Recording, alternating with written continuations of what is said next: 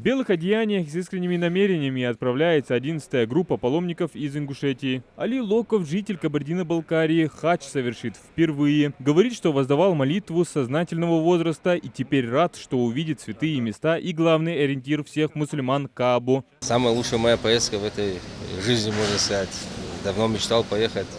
Альхамдулилля, в этом году Аллах дал такую возможность. Благодаря международному статусу аэропорта Магаз и содействию главы региона, в этом году паломники отправятся в путь прямым рейсом до Джидды. Это значительно упрощает маршрут. Пилигримы выражают благодарность за организацию всего процесса совершения хаджа. Здесь нас очень хорошо ребята встретили. Альхамдулилля, мы собрались в хадж лететь. Долго намеревались, но Всевышний нам милость оказал. Теперь мы наконец-то вот сегодня ночью полетим. Тут такое чувство счастья переполняет нас всех. Наши ребята вот здесь сейчас заходят.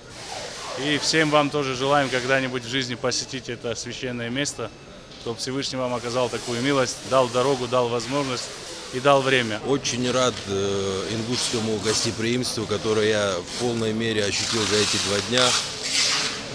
Это что-то. И вот когда сейчас прощались в гостинице, где останавливались, номерами обменялись, настолько приятно. Хозяин гостиницы, которого мы просто вот в интернете нашли, накрыл стол, старших своих позвал. Бисмилля, говорит, пожалуйста, машина, что, в Грозный надо отвезти, здесь до аэропорта довез. Настолько чувства такие теплые, и буду всегда вспоминать с приятными воспоминаниями.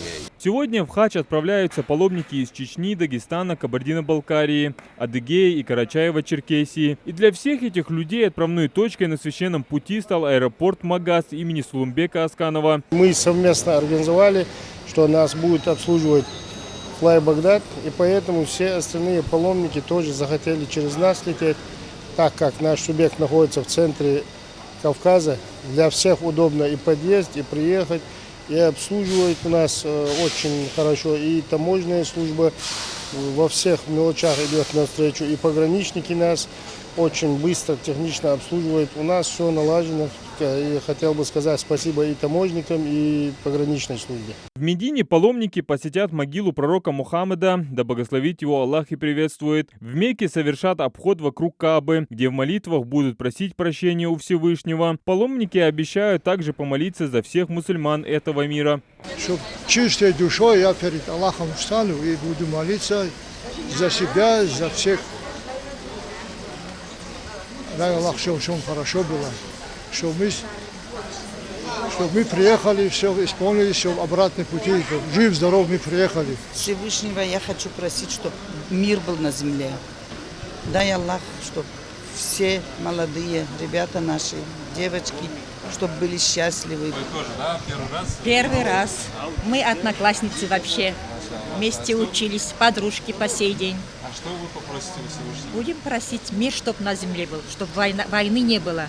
Чтобы наши ребята все живые приехали, каждый в свой дом, в свой очаг. Паломничество в Саудовской Аравии будет проходить в течение 3 недель. По прибытии в Джидду их будут ожидать автобусы, которые довезут их до гостиницы. Адам Гулоев, Абдулла Халухоев, Хамзат Халухоев. Новости 24.